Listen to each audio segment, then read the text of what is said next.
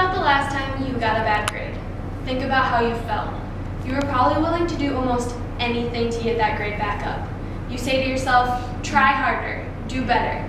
If this is generally the case, then why is it when it comes to getting graded a C- on our own state's anti-bullying law, there's nothing done about it? Just last year, I attended a bullying seminar with NHS, a group I'm involved in. The seminar sparked my interest on the subject and brought me to research the topic. Through my research, I acquired a great amount of information, but it also brought me to two questions that I want you to think about. First, why is bullying such a big deal?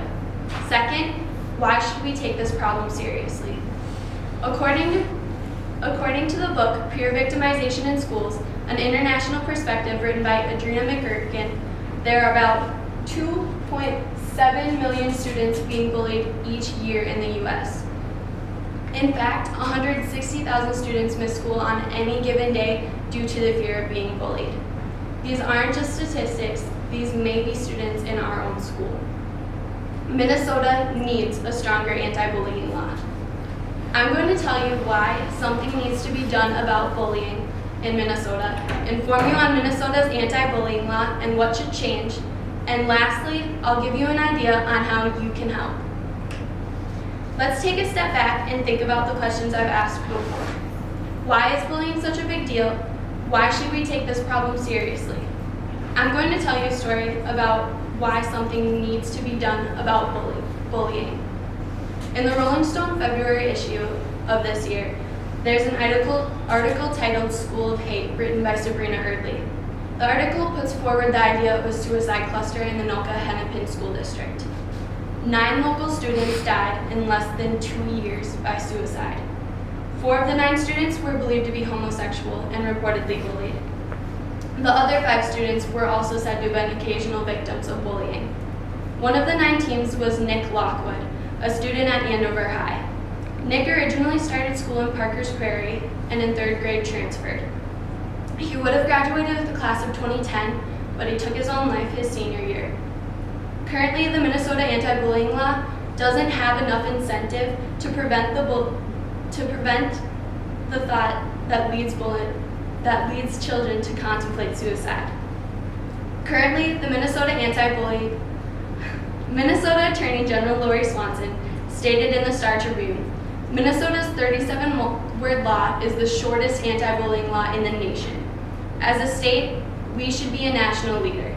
She continues, legislation doesn't need to stop all bullying, but we need to set a strong tone and culture in Minnesota that bullying is not tolerated.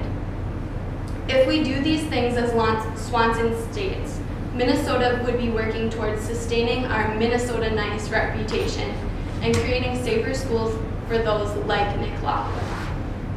Now that you know why Minnesota's anti-bullying law should change, I'm going to inform you on the law itself and how it should change. Unlike other state laws, Minnesota's anti-bullying law only contains 37 words. It leaves no direction, leaving individual districts struggling to come up with their own bullying prevention guidelines. The Minnesota anti-bullying law states, each school board shall adopt a written policy prohibiting intimidation and bullying of all students. This policy shall address intimidation and bullying in all forms, including but not limited to electronic forms and forms involving internet use. You just heard every one of the 37 words included in our state law. The only states with fewer guidelines on bullying than Minnesota are Hawaii, Montana, and South Dakota, which themselves don't even have anti-bullying laws. Bully Police USA, a nationwide popular group of bullying prevention advocates and researchers, is the group that stated this information. The same group that gave Minnesota a C-, the lowest grade in the nation. The major flaw in Minnesota's state bullying law is that it contains no definition of bullying. It does not clearly define what is acceptable behavior and what is not permitted. To correct this, we must define the word bullying. There's a good definition found in the model policy created by the Minnesota School Boards Association. It defines bullying as written and verbal expressions and physical acts, gestures or patterns intended to cause distress in a student, or that is perceived to cause distress in another student.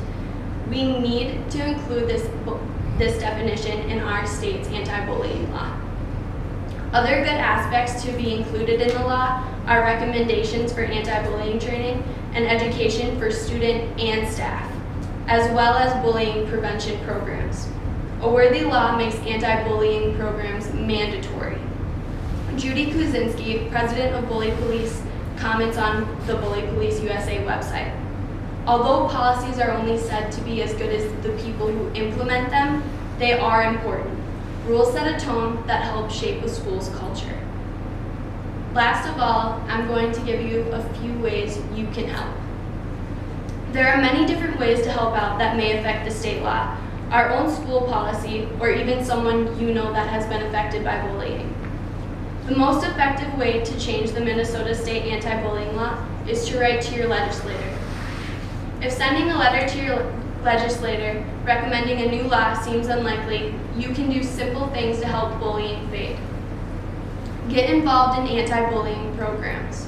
Right now, a popular organization is Operation Respect's Don't Laugh at Me. The program is run by the popular folk singer Peter Yarrow. The group has a soundtrack, videos, programs free of charge to all who use it for educational purposes. If possible, try and bring these kinds of programs to your school and get others involved too. Another way you can help is to spread the word about helping bully. Another way you can help is to spread the word about how to help. Teach what you know about bullying and the Minnesota State anti-bullying law to others. Encourage others to push for a change in the law and encourage them to spread the word that something needs to change and bullying is wrong. Tony Robinson, a well-known motivational speaker, once said, "The path to success is to take massive, determined action." I hope what I've said today has moved you, and as I finish up, I want you to remember, Minnesota needs a stronger anti-bullying law. I hope you have taken into account why something needs to be done about bullying and why the current anti-bullying law needs to change. I hope you realize both of these things and are encouraged to do something about it now that you know how to help. If even now you are not inspired to help, at the very least, foster respect. Be the role model and do the right thing when you're given the chance. Learn about how to prevent bullying and do small things throughout the day. Everyday simple things, like just saying hi to someone and flashing a friendly smile. It may not change the law, but it could easily change a life. Thank you.